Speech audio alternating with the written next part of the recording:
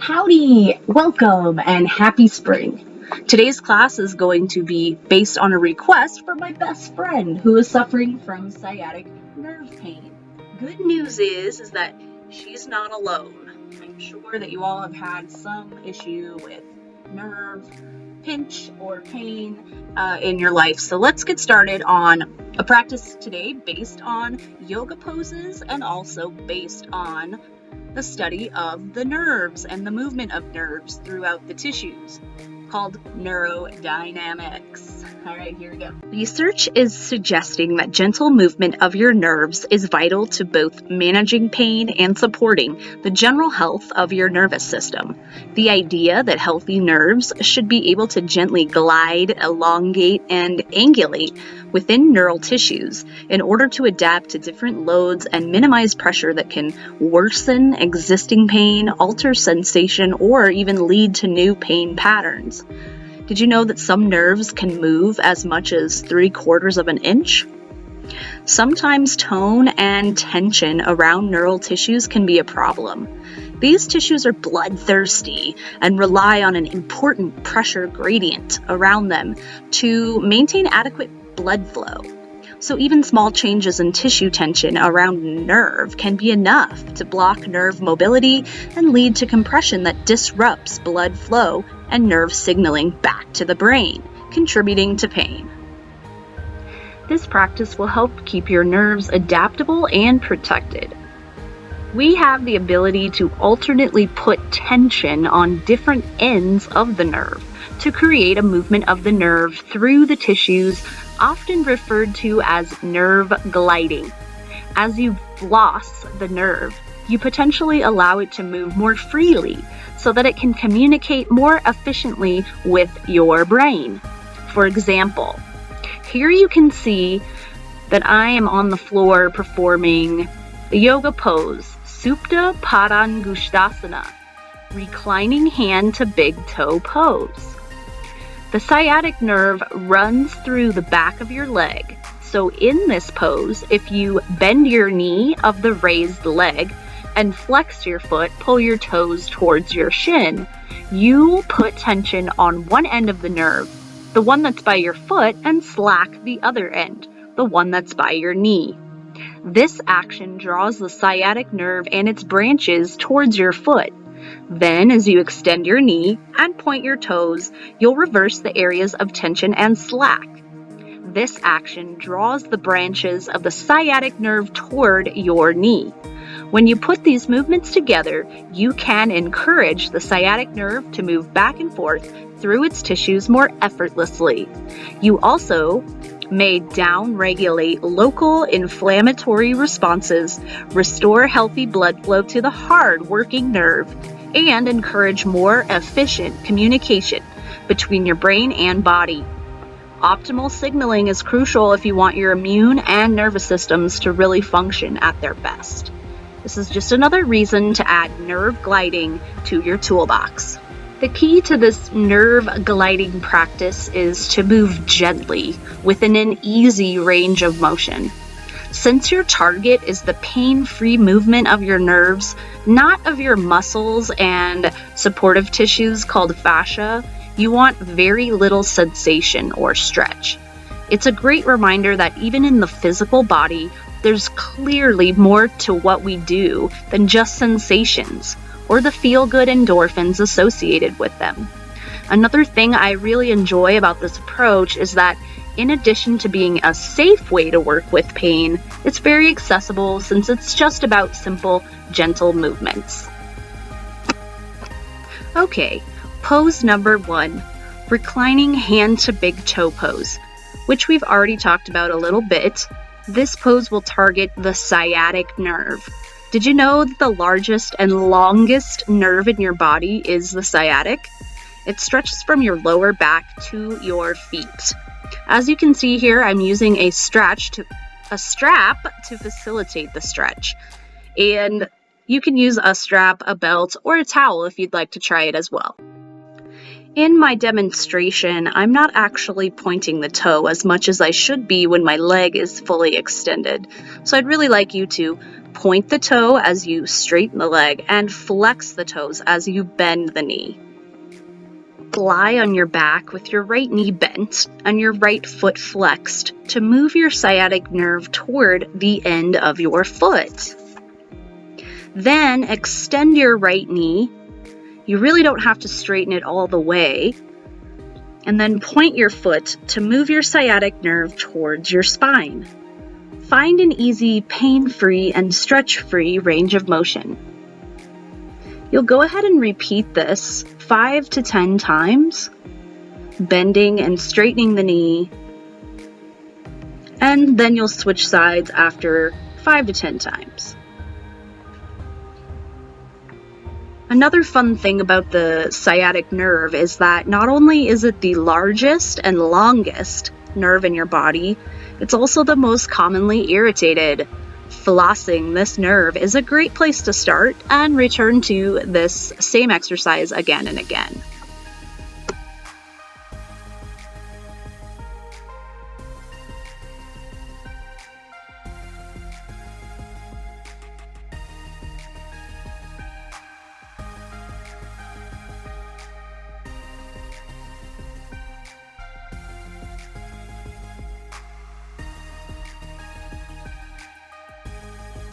Pose number 2, cat and cow variation.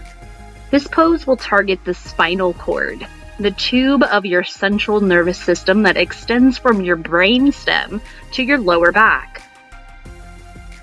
Flexion of your spine puts more pressure on your spinal column and nerves, so for this pose you can use opposite movements of your cervical spine, which is your neck, to create a more centralized flossing effect on your spinal cord.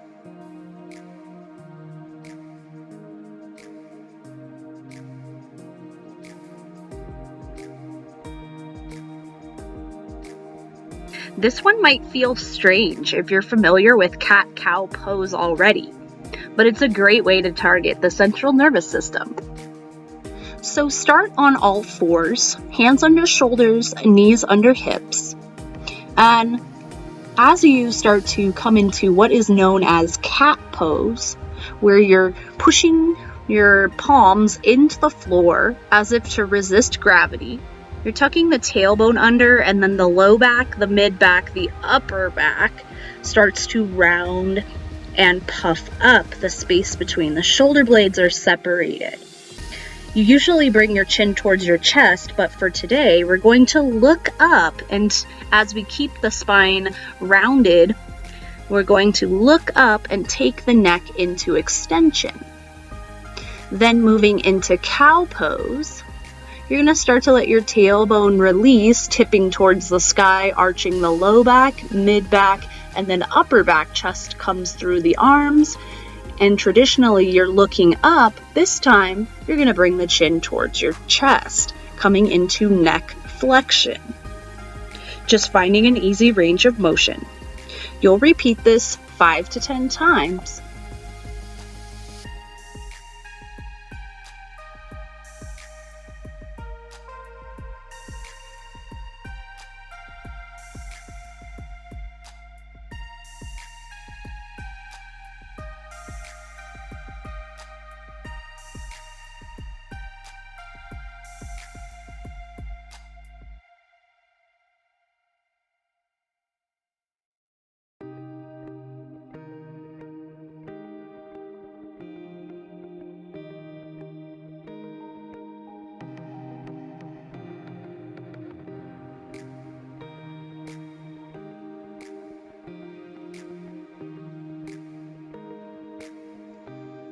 Okay, pose number 3, Sphinx pose variation. This will target the femoral nerve, which runs along the front of your hips and thighs.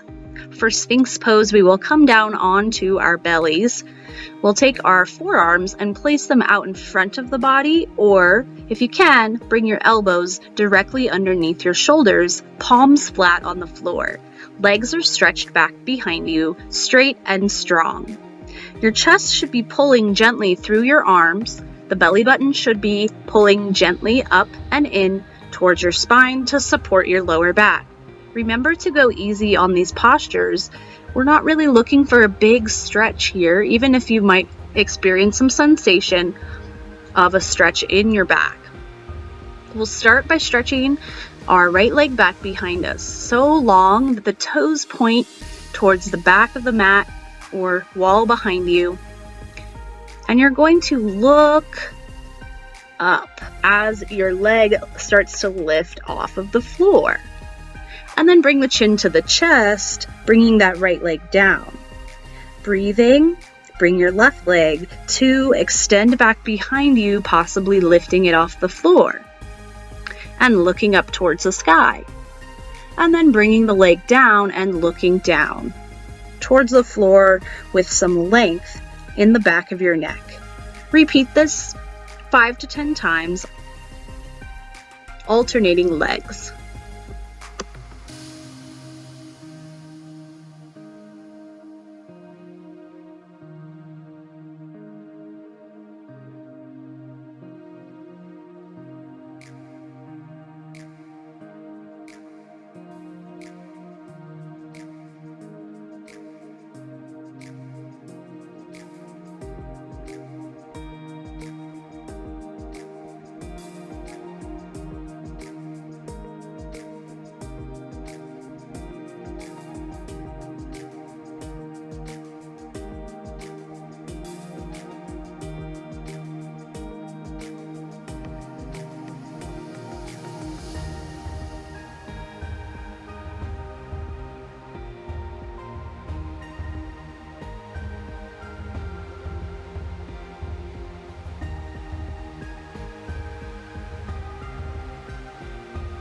Pose number 4, Anjaneyasana, or low lunge.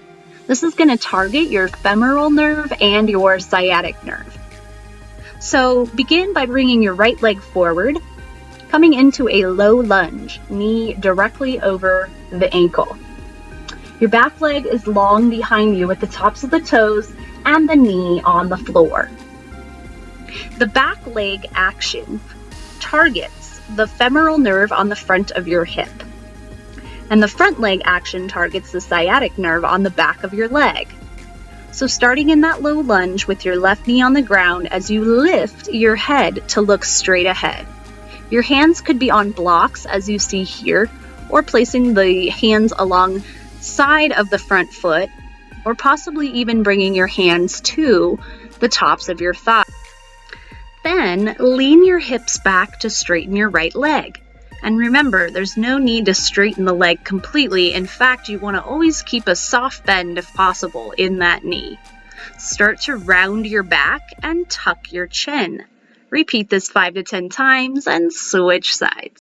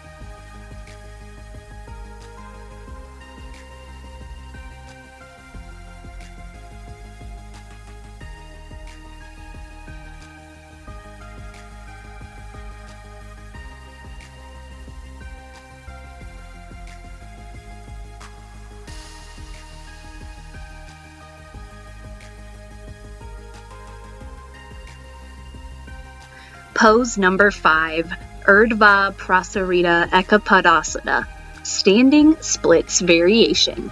Are you ready to do some splits? Don't worry, it's probably not what you're thinking. This will target your sciatic nerve, and this version of standing splits offers a more challenging and functional approach for those who are pain-free. So let's start our standing splits. If you have those blocks, you can use them, or some other items that are similar. You'll start on your right side and begin to bend both of your knees. Tap your left knee to your right calf as you look forward. Then you straighten your leg and lift your left leg as you come onto the ball of your right foot and tuck your chin, finding an easy range of motion. In this demonstration, I didn't really come up onto the ball of the foot, so just know that you can add that in if you'd like. Repeat this 5 to 10 times, and then of course, switch sides, balance it out.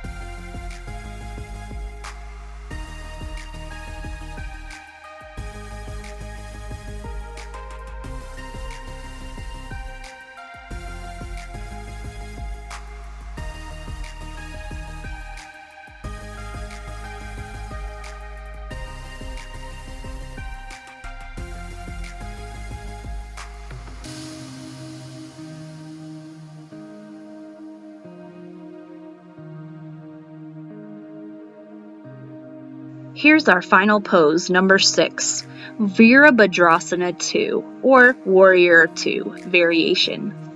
This is going to target the median nerve, the nerve that runs through your arm and hand. The median nerve is the most commonly irritated nerve in your hands and arms.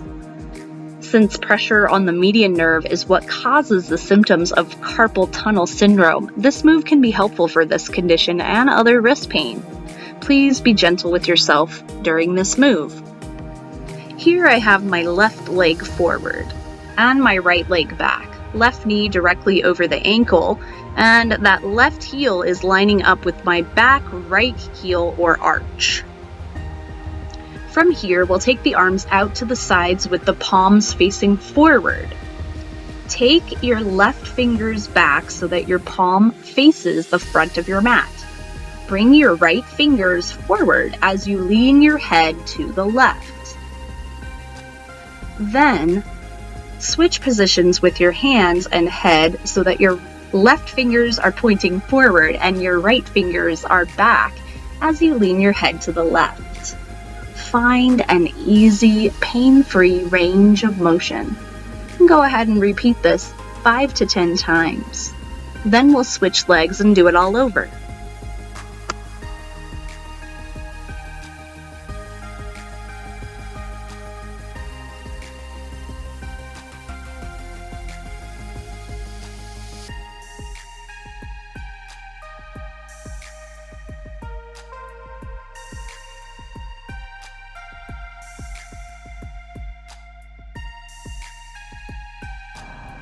Thank you all so much for watching today. I hope it was helpful for you, and I hope that you learned something new about yourself. So at the time of this video, I was also going through a little sciatic flare-up, so I wanted to give you all a little picture at the end of this video so that you can do a piriformis stretch. It may help you in your quest to be a little more pain-free from your sciatic pain. So also I'd like to end the class by just taking a deep breath in through your nose, out through the mouth, and bringing your hands to heart center. Moving the thumbs to the middle of the forehead, reminding us to keep peace in our thoughts, thumbs to the lips to remind us to keep peace in our words, and hands to the heart, reminding us to keep peace in our actions and intentions. Thank you all for tuning in, bowing to the light and the teacher in each and every one of us. Namaste.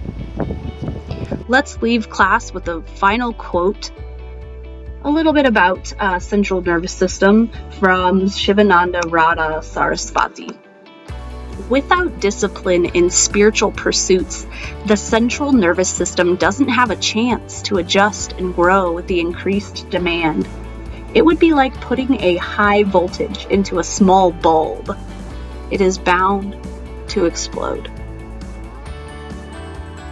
So may you all have peace in your minds and your thoughts and actions so that you can keep yourself from exploding. Take care, guys.